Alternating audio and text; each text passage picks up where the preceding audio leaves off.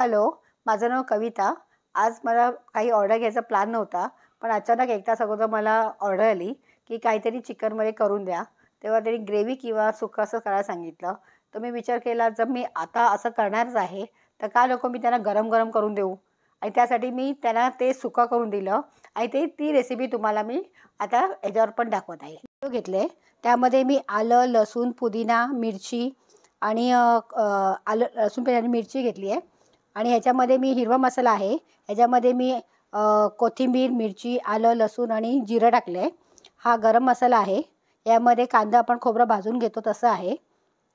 आणि हे तमालपत्र आहे, दालचिनी आहे, मोठी स्टारफूल आहे, लवंग आहे, काळी मिरी आहे, कांदा आहे, वेलची आहे, मोठी वेलची आहे. आणि पावडर मसाल्यामध्ये मिरची, काश्मीरी मिरची आहे, तिखट मसाला आहे, धणा जिरा पावडर आहे, गरम मसाला आहे आणि हळद आहे. त्यामध्ये मॅरिनेट करून चिकन ठेवलं आहे, ते आपण तळून घेऊया. मी आता गॅस लावते. आता आपण तेल तापलेलं आहे, त्यात आपण हे चिकन फ्राय करून घेऊया.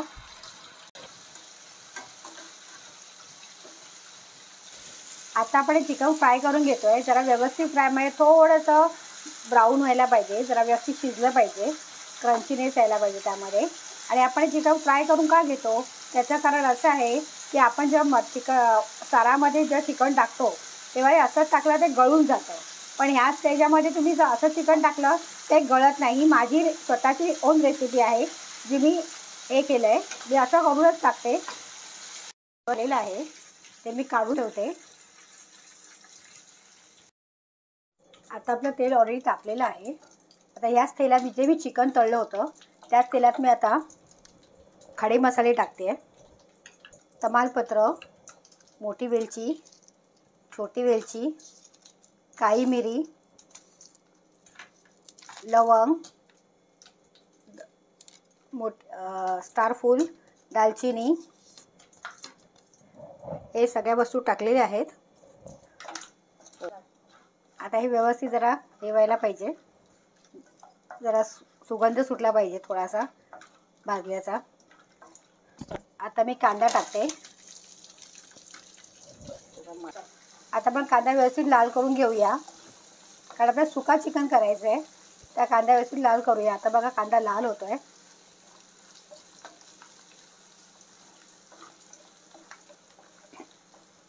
आता कांदा बदामी होईपर्यंत, म्हणजे थोडा बदामी कलर यायला पाहिजे, तोपर्यंत परतला, नाही तर कांदा कच्चा राहतो.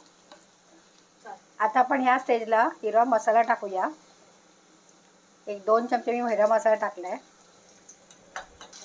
या हिरव्या मसाल्यात मी मिरची, कोथिंबीर, पुदिना आणि जिरं हे सगळं घेतलेलं आहे. हे सगळं मी घेतलं. आता या स्टेजला आपण आलं लसूण पेस्ट टाकूया 1 चमचा, कारण आपण ऑलरेडी लसूण आलं घेतलेलं आहे. पण थोडं टेस्टसाठी मी, आणि आलं लसूण ज्याचा एक उग्रपणा जाण्यासाठी थोडं 2-3 मिनिटं व्यवस्थित भाजून घ्या. आता आपला मसाला परतून झालेला आहे व्यवस्थित. तर या स्टेजला मी हे सगळे मसाले त्यात टाकते जे आपण घेतले होते.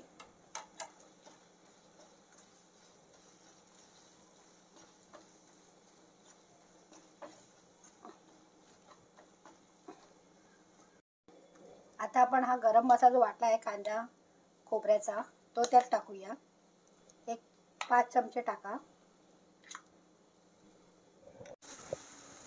तुम्ही बघू शकता आता आपला मसाला व्यवस्थित भाजला गेला आहे.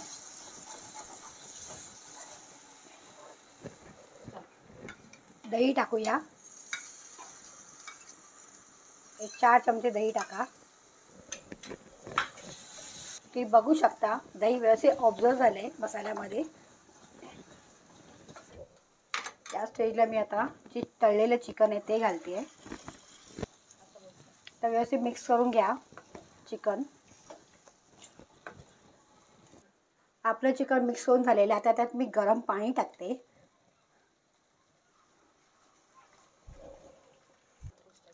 तुम्हाला किती घट्ट पाहिजे त्याप्रमाणे तुम्ही पाणी टाकू शकता, घट्ट पातळ. आपण आता मीठ टाकूया.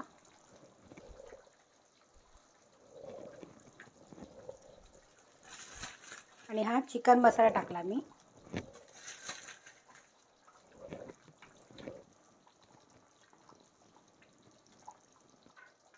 आता चिकन व्यवस्थित हे करण्यासाठी मुरण्यासाठी तर झाकण ठेवूया.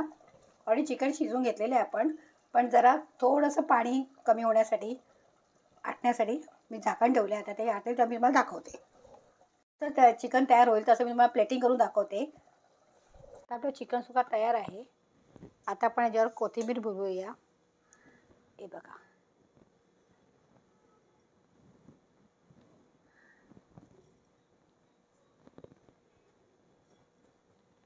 आता आपण सर्व करूया.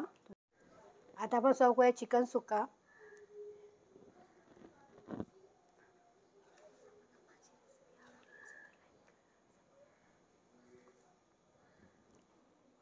हे बघा, चिकन सुक्का माझं व्यवस्थित झालेलं आहे. बघा, चांगली तर्री पण आलेली आहे त्याला.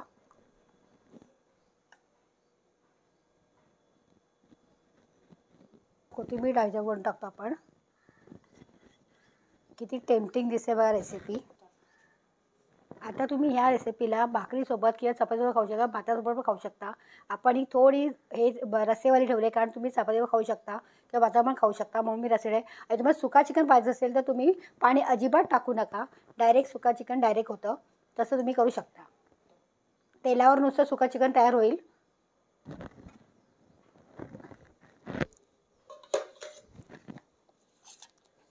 मी तुम्हाला प्लेटिंग करून दाखवते. हा मी कांदा विनेगरमध्ये हे केलेला आहे. एक त्याची वेगळंच हे लागतं. आणि हे लिंबू.